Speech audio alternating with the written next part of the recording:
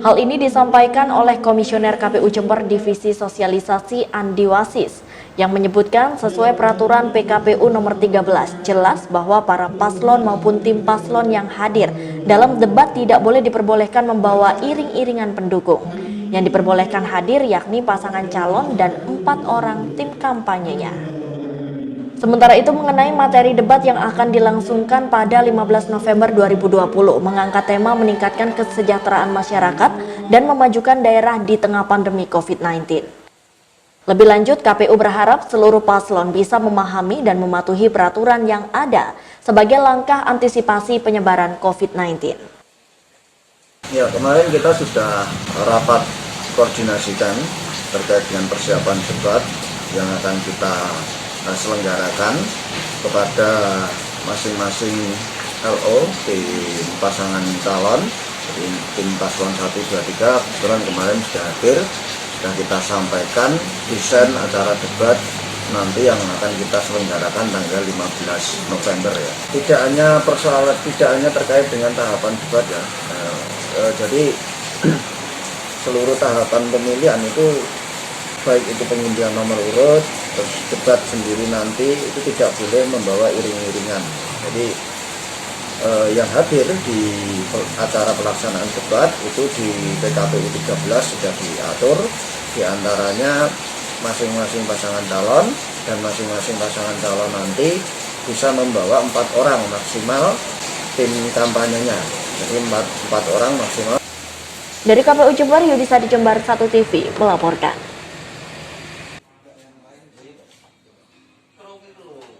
Komisioner KPU Jember Andi Wasis menyebut sudah 2 kali ini server KPU dibobol oleh orang yang tidak bertanggung jawab. Kini proses perbaikan dilakukan oleh pihak KPU Jember, namun masih membutuhkan waktu sampai server tersebut bisa kembali digunakan. KPU juga berkoordinasi dengan pihak kepolisian Resort Jember untuk menangani permasalahan ini, namun masih belum dilaporkan secara resmi. Menjelang pemilu kada Desember mendatang, keberadaan server KPU Jember sangat penting untuk masyarakat yang sedang mencari informasi terkait pemilu. Selain itu, berbagai informasi secara update selalu di-share oleh KPU sebagai bentuk keterbukaan publik. Halaman web KPU Kabupaten Jember sudah kembali dan saat ini sedang dalam masa perbaikan. Web kita hanya down. Kalau yang pertama itu kan memunculkan konten yang tidak batas. Tapi kalau untuk yang terakhir ini laman web milik kita hanya down saja, jadi tidak bisa dibuka. Sampai sudah dilaporkan kembali ke pihak kepolisian, Pak? Masih kita koordinasikan dengan komisioner yang lain. Dari KPU Jember, Yudisa di Jember 1 TV melaporkan.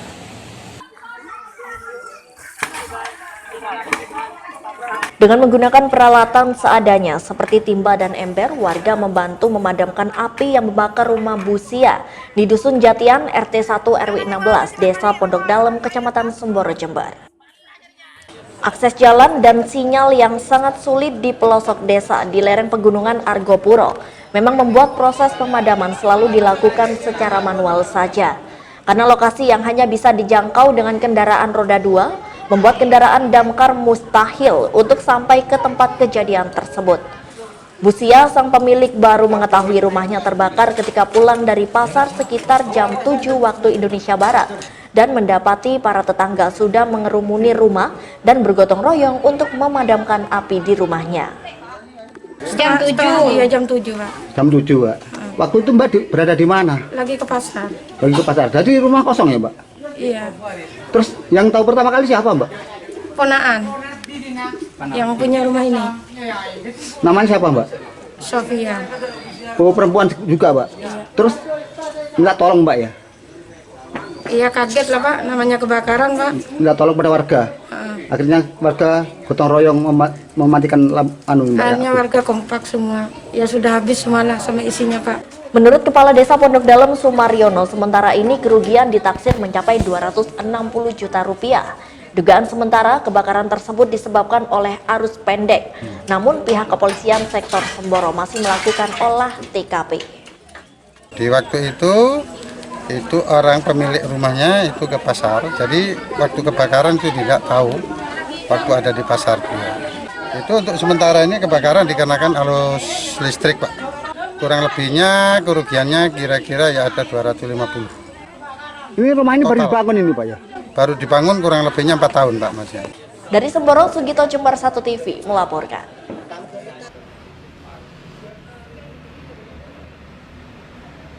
Seperti yang terlihat di salah satu hotel bintang 4 di Jember ini, okupansi kunjungan menginap di hotelnya mulai membaik beberapa pekan terakhir.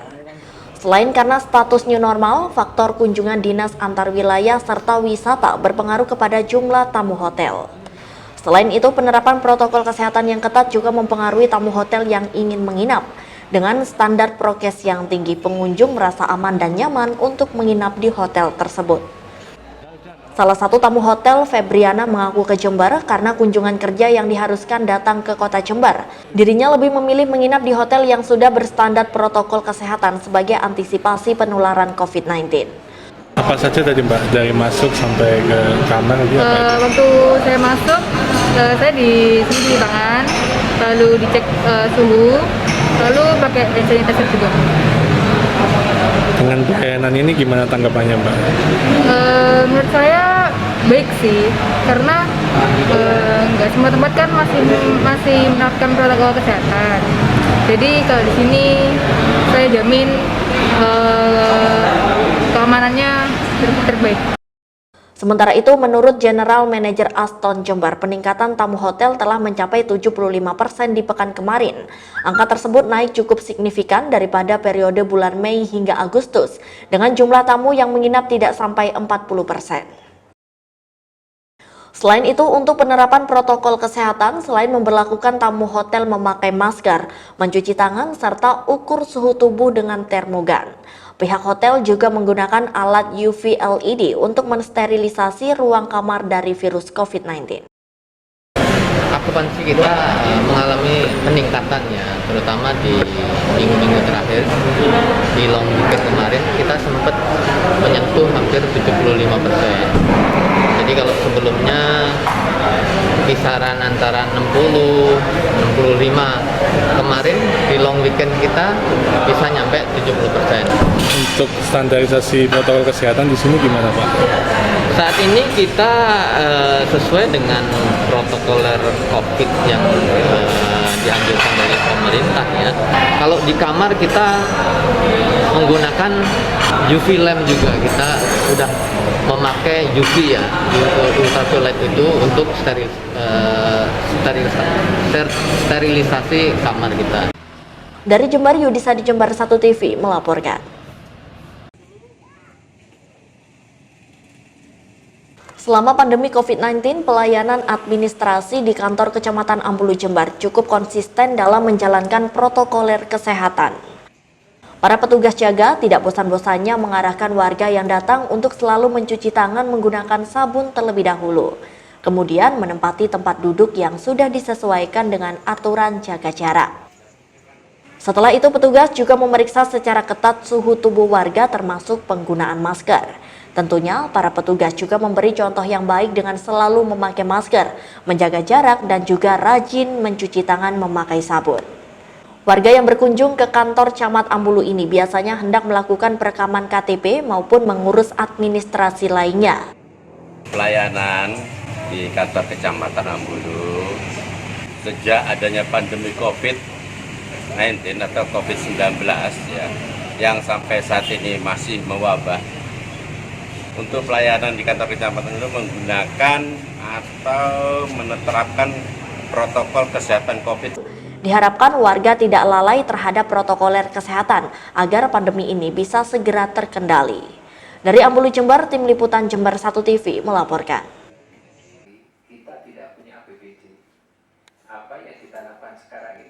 Bertempat di ruang rapat kantor pemerintah Kabupaten Jember, Panitia Pelaksana Jember Fashion Carnival melakukan audiensi dengan pelaksana tugas Bupati Jember bersama sejumlah OPD. Tahun ini Jember Fashion Carnival akan digelar pada akhir November mendatang. Di tengah pandemi COVID-19, JFC World Kid Carnival akan melibatkan sejumlah negara di 5 benua sekaligus. Tentunya dengan menerapkan protokol kesehatan seperti pelaksanaan terbatas dan dilakukan secara virtual saja.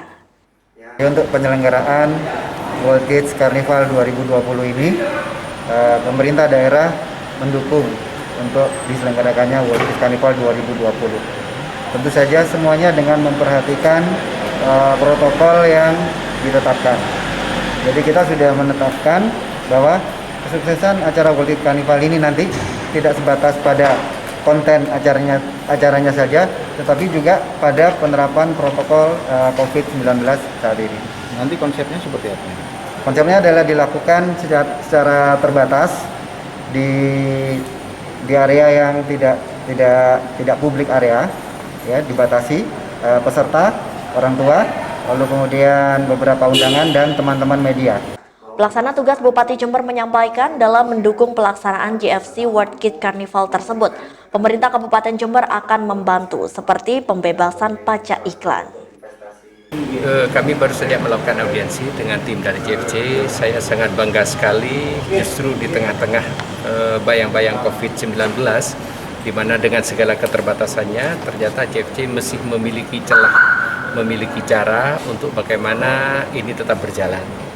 Dan bahkan kalau saya melihat tadi yang dipaparkan itu juga melibatkan tetap seperti dulu, melibatkan berbagai peserta dari seluruh dunia, dari seluruh dunia, di Asia, Afrika, kemudian di Eropa juga, dan ini akan dilaksanakan secara virtual.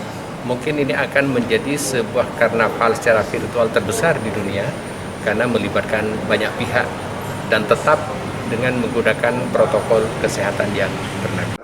Pelaksanaan JFC World Kids Carnival puncaknya akan dilaksanakan pada 22 November 2020. Tujuan dari World Kids Carnival salah satunya adalah sebagai simbol semangat berkarya meski di tengah pandemi COVID-19 seperti saat ini. Dari Jember, Yudisa di Jember 1 TV melaporkan.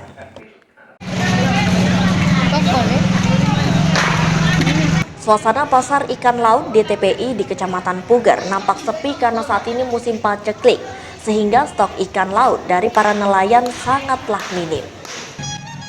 Terbatasnya stok ikan laut dari nelayan tersebut membuat harga ikan laut mengalami kenaikan, seperti ikan tuna sirip kuning yang sebelumnya seharga Rp22.000 naik menjadi Rp25.000 per kilogramnya.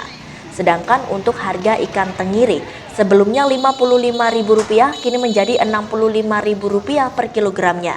Dan untuk harga ikan layur sebelumnya Rp10.000 kini menjadi naik hingga Rp45.000 per kilogramnya. Menurut Nafiah, pedagang ikan laut di TPI Puger menjelaskan bahwa kenaikan harga ikan laut disebabkan saat ini musim paceklik, sehingga stok ikan sangatlah terbatas. Lagi musim mas, sekarang sepi ikan, yang nelayan itu tidak ada, padang bulan lagi, ikannya tidak ada, lagi sepi. Pasang surut mah kalau rame ikan ya ibunya ya banyak rezeki. Dari Puger, Bambang Sugiarto, Jember 1 TV melaporkan.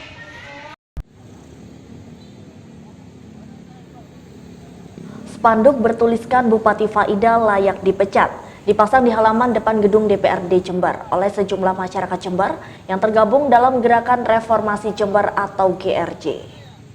Menurut Ketua GRJ Kustiono, pemasangan spanduk ini dilakukan agar masyarakat Jember, khususnya yang melintas di bundaran DPRD, bisa mengetahui kesalahan fatal Bupati Faida selama ini. Hal tersebut untuk meluruskan opini keliru di masyarakat yang menganggap DPRD sengaja menghambat APBD. Selain itu, Kustiono juga berterima kasih kepada DPRD karena selama ini telah berjuang agar susunan organisasi tata kerja atau SOTK dikembalikan ke nomenklatur tahun 2016 sesuai dengan arahan pemerintah pusat dan juga gubernur agar Jember kembali normal dan bisa menetapkan APBD secara baik. 02 calon 03 yang berhadapan dengan petahana, tidak ada itu. Tapi karena lalainya Mendagri, lemotnya Mendagri untuk memberikan sanksi terhadap pelanggaran-pelanggaran undang-undang itu, maka terjadilah hari ini. Dan munculnya ini itu baru sekian hari yang lalu. Anehnya 7 bulan, sejak bulan 7 ya, sejak bulan 7 2020 kemarin, bulan 7, sekarang sudah bulan November. Sekian bulan ini tertutup. Ada apa? Gubernur sudah merekomendasikan. Mereka berharap dengan adanya spanduk ini, masyarakat bisa menilai kinerja Bupati Jember Faidah selama ini. Dari Jember, DKAJ Jember 1 TV melaporkan. Saat ditemui oleh para awak media di ruangannya, Ketua DPRD Jember Idkon Syauki menjelaskan bahwa akhirnya Pemkab Jember dan DPRD sepakat untuk membahas APBD demi kepentingan masyarakat Jember. Hal ini tidak terlepas dari peran Mendagri karena susunan organisasi dan tata kerja atau SOTK sudah dikembalikan ke nomenklatur tahun 2016. Idkon mengaku pihaknya siap untuk melakukan pembahasan APBD 2020 dengan sistem kebut siang malam karena waktu yang memang begitu mepet. Saya selaku Ketua DPRD berterima kasih yang sebesar-besarnya kepada PLT Bupati Jember, Putra Jedes Kiai Haji Abdul Mutin Arif, karena pekerjaan rumah yang sangat rumit selama ini. Selama 11 bulan terakhir kami berjuangkan, kami mondar-mandir bolak-balik ke Mendagri dan sebagainya. Alhamdulillah. Hal senada juga disampaikan oleh PLT Bupati Jember Kiai Abdul Mukid Arif. Pihaknya juga siap untuk membahas APBD bersama DPRD. Namun ia tetap menunggu surat Gubernur Jawa Timur yang harus bertuliskan bahwa PLT Bupati bisa mengesahkan APBD tersebut. Jika surat itu sudah turun, maka sesegera mungkin pihaknya akan membahas APBD 2020. Bahkan APBD 2021 juga akan dibahas jika waktunya memungkinkan.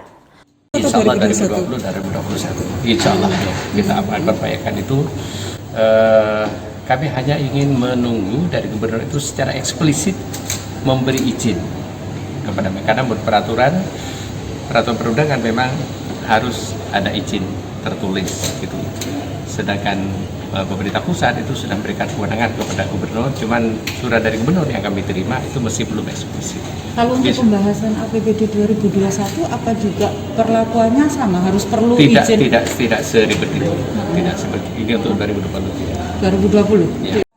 Dari Jember, DKAJ Jember 1 TV melaporkan.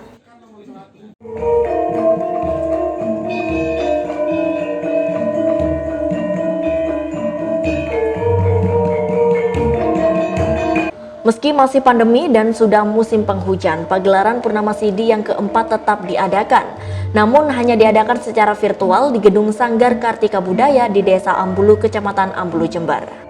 Padahal biasanya digelar secara beramai-ramai di pinggir pantai selatan Watu Ulo di bawah terangnya bulan purnama. Meski pagelaran Purnama Sidi yang keempat ini diadakan secara terbatas di dalam gedung, namun tak menyurutkan semangat mereka untuk terus berkarya demi kelestarian dan juga kemajuan seni budaya yang ada di Jember.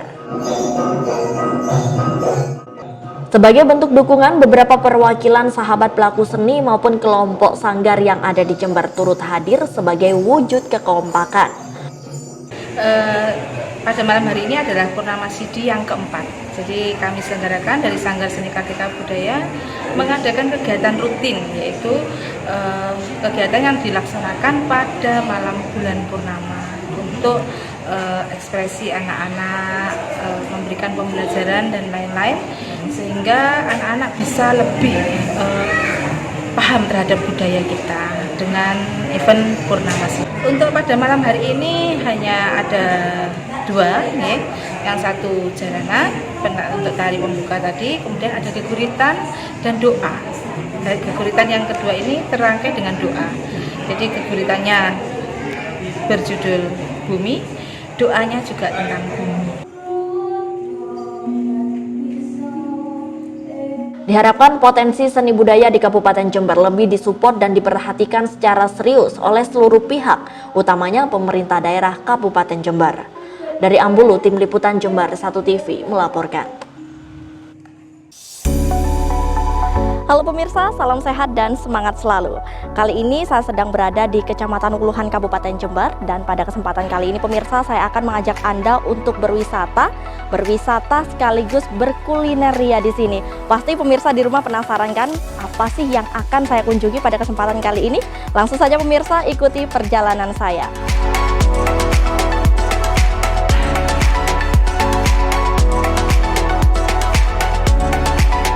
Terletak di Desa Duku Dempok, Kecamatan Wuluhan, Kabupaten Jember. Wisata Gumuk Watu ini telah disulap menjadi destinasi wisata dan kuliner ala desa yang sangat pas untuk referensi tempat berlibur bersama keluarga. Di mana sebelumnya lahan ini merupakan lahan kritis yang tidak produktif. Namun berkat kegigihan warga yang bersinergi dengan pemerintah desa setempat, jadilah wisata Gumuk Watu yang wajib Anda kunjungi. Di tempat ini pemirsa, Anda bukan hanya dapat memanjakan diri dengan pemandangan alam yang indah dan juga sejuk, namun terdapat fasilitas lain seperti sisir sungai dan kuliner ala desa yang sudah mulai jarang ditemui di daerah perkotaan.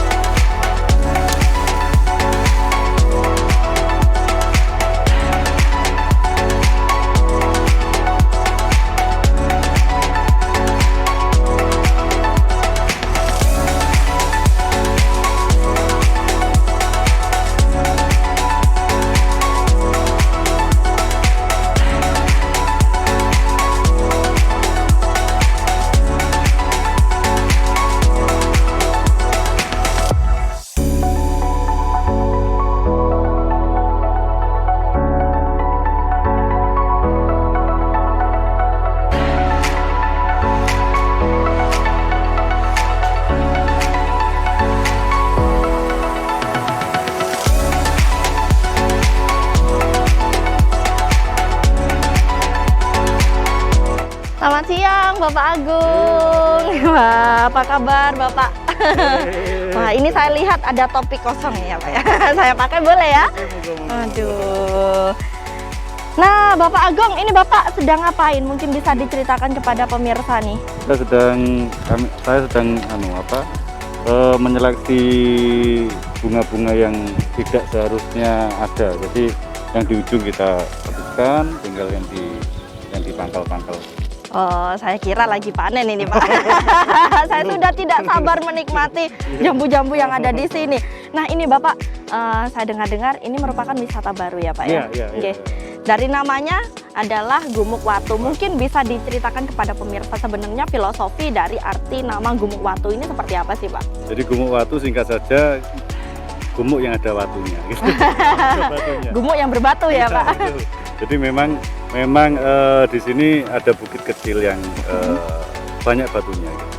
Dan tanahnya juga berbatu, sehingga kita namai sesuai dengan kondisinya atau dengan sebutan asli dari masyarakat, yaitu Gumuk Watu. Gumuk Watu. Nah ini untuk Gumuk Watu itu sendiri diolah dari tahun berapa ini Pak? Dari kapan? Kita mulai pengolahan di sini, kegiatan di penanaman di sini tahun 2016.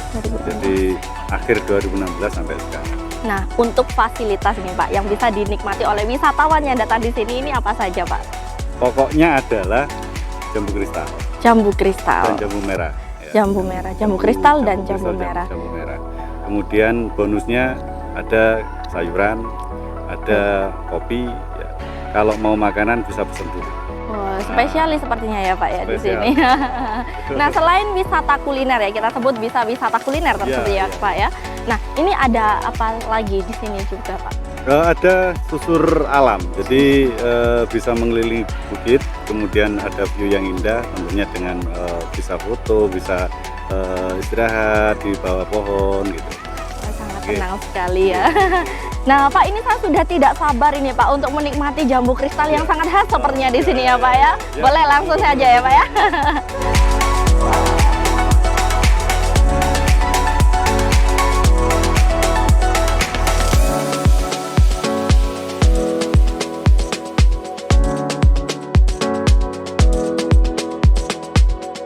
Kenapa sih di sini kok ditanam jambu kristal ini? Pasti ada alasannya ya Pak ya.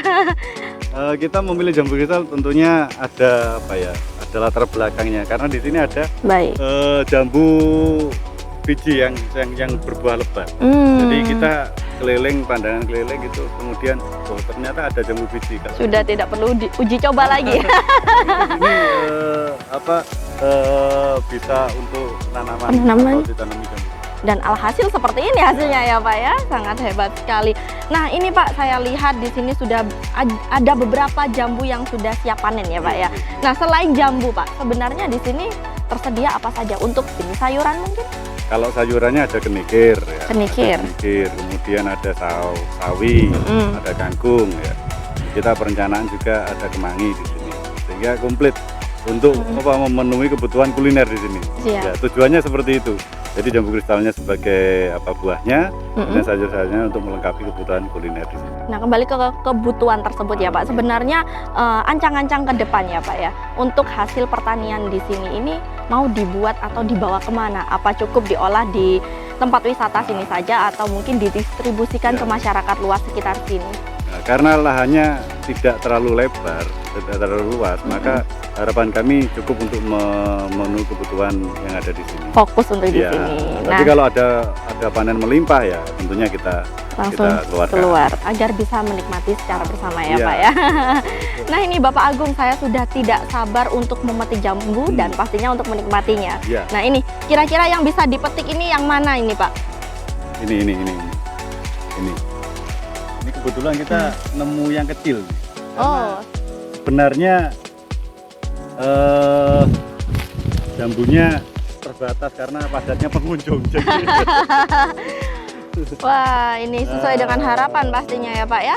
Ini sudah matang Pak, jambu ini sudah matang? Sudah tua, cukup bisa langsung dikonsumsi. Jadi jambu itu yang matang bukan melulu karena ukurannya yang besar ya Pak ya, tetapi ini ditandai dengan sepertinya warna yang sudah cukup. Nah, ini bisa langsung saya cobain ya Pak ya? Lebih baik dicuci. Oh, dicuci dulu. Nah pemirsa, saya sudah tidak sabar untuk menikmati hasil pertanian. Salah satunya adalah jambu kristal yang ada di Gumuk Watu ini. Tapi kata Pak Agung, jangan lupa dicuci terlebih dahulu. Langsung saja pemirsa, bersama kuliner lainnya kita nikmati bersama. Monggo Pak. Monggo.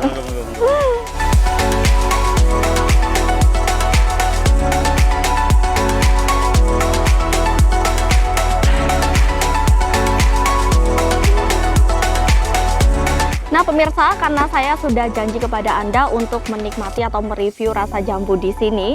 Nah ini sudah saya cuci dan langsung saja kita nikmati bersama kuliner lainnya. Pak Agung, ini sudah saya cuci jambunya tadi. Oh, ternyata di sini banyak. Nggak apa-apa, langsung aja Pak, saya sudah biasa. Nah ini Pak, hasilnya ternyata banyak juga ya Pak ya di sini. Wah, saya sudah mencuci jambu. Nah ini yang ini jambu merah. Jambu merah. Wah, ini sudah dicuci juga? Ini sudah dicuci. Sudah dicuci. Boleh saya nikmatin ya Pak ya? Nah, jadi pemirsa, di sini bukan hanya jambu kristal biasa saja, tetapi juga ada jambu jenis lain, yakni jambu merah. Langsung kita coba bagaimana rasanya.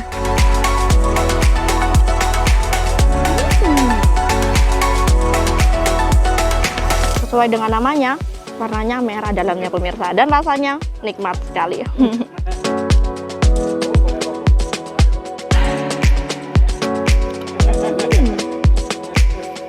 Ini contoh sayurannya yang tadi saya jelaskan Mbak. Ada bayam, ada kangkung, ada kenikir. Ini juga hasil bumi dari Gumuk Watu, yaitu di kayu. Di kayu. Nah nanti bahan-bahan ini semuanya langsung diolah menjadi produk kuliner yang disuguhkan kepada wisatawan yang ada di sini ya Pak ya. Oh, saya sudah tidak sabar untuk menikmati kuliner di sini Pak. Bagaimana kalau kita langsung menyantap? Langsung, monggo.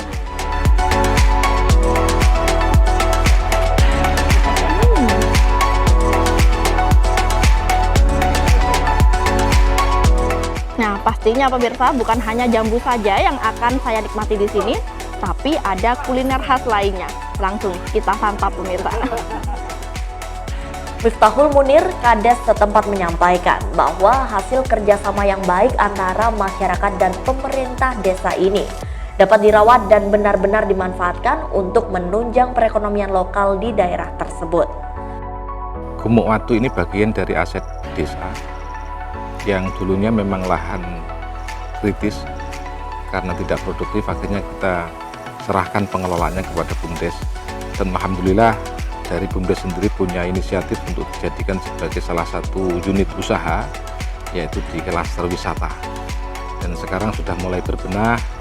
Ada beberapa tempat yang sudah dibenahi, beberapa tanaman yang sudah ditanam dan bunga-bunga sudah ditanam ini sudah mulai kelihatan tampak kalau Gumuk Watu ini layak untuk dijadikan objek wisata. Alhamdulillah semakin BUMDes berbenah di klaster wisata ini, masyarakat semakin sering untuk berkunjung. Karena ini termasuk daerah-daerah yang jarang dijamah oleh orang karena dianggap ini daerah yang rawan.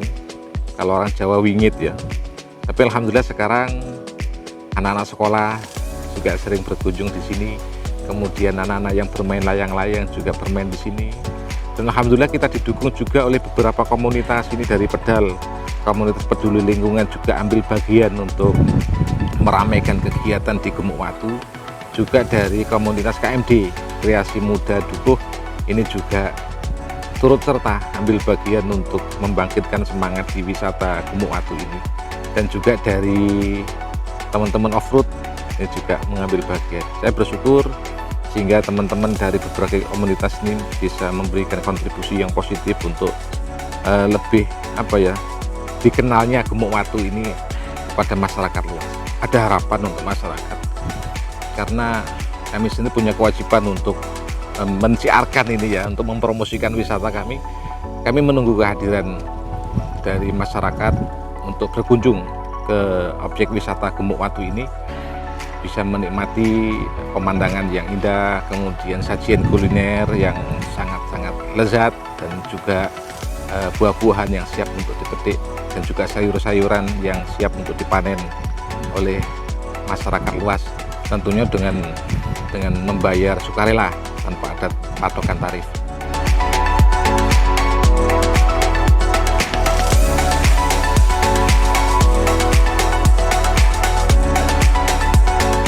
Nah pemirsa, ini merupakan menu makanan khas Gumuk Watu. Di sini terlihat banyak sekali makanan yang telah disediakan.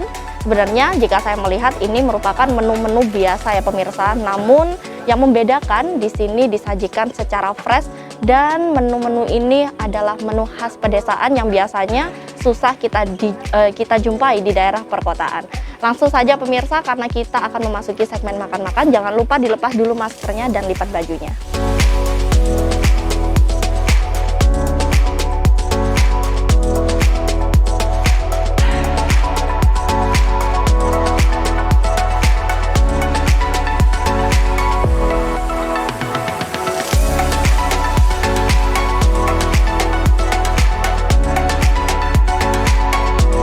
Pemirsa, di sini saya sudah mengambil menu makanan khas Gumuk Watu. Di sini pemirsa bisa melihat ada berbagai menu yang telah disediakan dan saya nikmati di sini.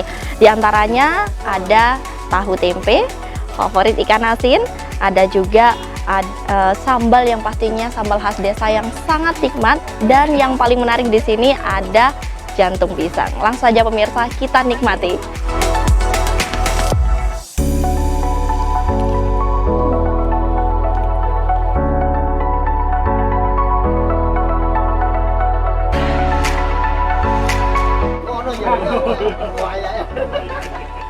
Wah pemirsa, tidak salah, menu makanan yang saya nikmati sangat khas sekali pedesaannya dan sangat melekat. Dan menu ini biasanya sudah mulai susah kita temukan di daerah perkotaan. Ditambah lagi pemirsa, nikmatnya sambal yang luar biasa ini dapat kita sandingkan dengan minuman yang juga sangat khas, yakni kunir asam.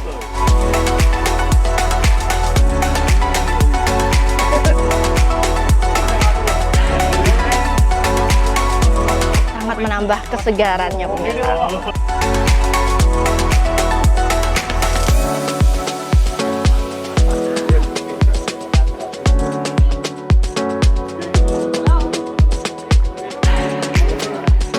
Wah pemirsa, selesai sudah saya menikmati menu makanan khas desa yang ada di Gumuk Watu, Kecamatan Wuluhan, Kabupaten Jember ini. Semoga melalui informasi ini dapat menambah informasi kuliner Anda bersama keluarga. Dari Jember, Desi Suyitno, Rosid Romansyah melaporkan.